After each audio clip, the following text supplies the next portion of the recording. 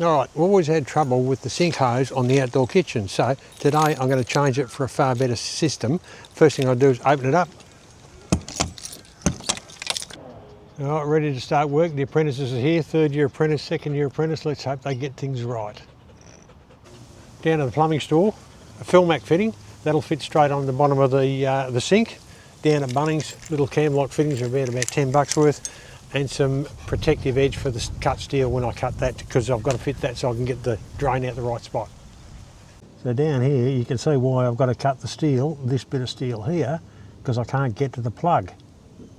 I've marked out my opening there for my cut, just grab the angle grinder down and start cutting it.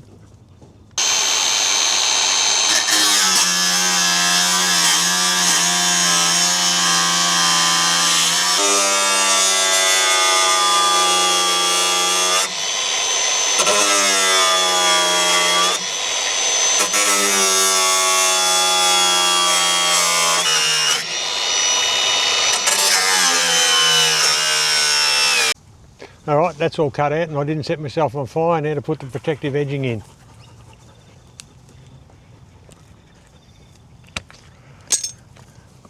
Protective edge all in.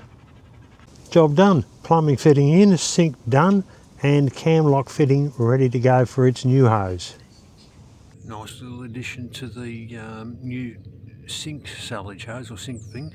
Instead of having it going straight into a bucket, which we both hate, and emptying it, I fitted an extra silage hose with cam locks, so now all I've got to do is run it out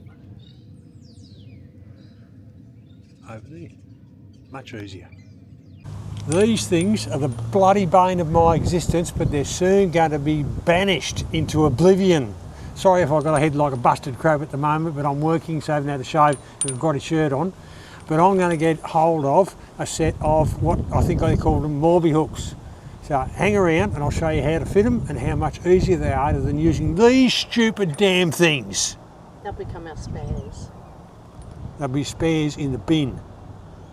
And just to make life easier, when we're hooking and unhooking, or hitching and unhitching, we fitted some of these things, and these are the quickest and easiest and best things I've ever used. Just got to push that on there and I'm hitched. When the Rhino Rack Max Trax lock rusts out, and I went into an underground car park and forgot they were up there, and what do you have to do? Cut them off. Cut them off. New Max Trax holders, much better than the old ones. It's 4 little pins, twist them, and the Max Trax are locked in. Double jerry can holders at the moment. There's an empty diesel and an empty water in there, but when we get further up, it's going to have 2 diesel 40 litres of extra, just to be on the safe side. Alright, just underneath the van, there's a couple of pipes down here that we need to cover with a bit of lagging, just to protect them from the stones that might bounce up when we head off. Have a look at this. This is easy to do. I'll disappear a little bit, but you'll be able to see what I'm doing.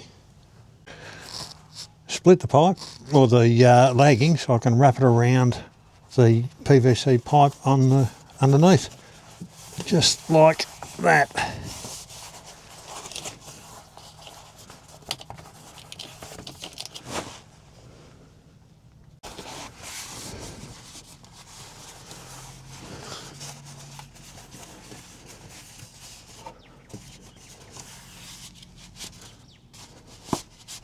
Got my trusty zip ties, whole packet of them there, they go around the pipe, make it nice and secure.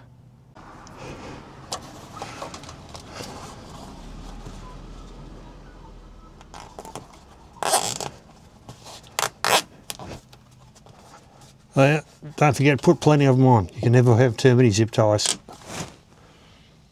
All wrapped up, just like a Christmas present, and all protected. So the stones can bounce up there and hit that stuff and not the pipe. Plenty of zip ties. And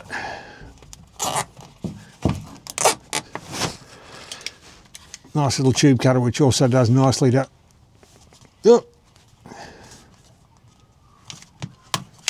Cut them off. It might be hard to see, but I've just put the skylight hatch cover in. Good on Temu. Highly recommended. Just throw some extra Velcro in just to keep some of the heat out. Should have done that a long time ago. Don't forget the posts. Hey? Don't forget the posts need a clean. Yeah. Smile for the camera.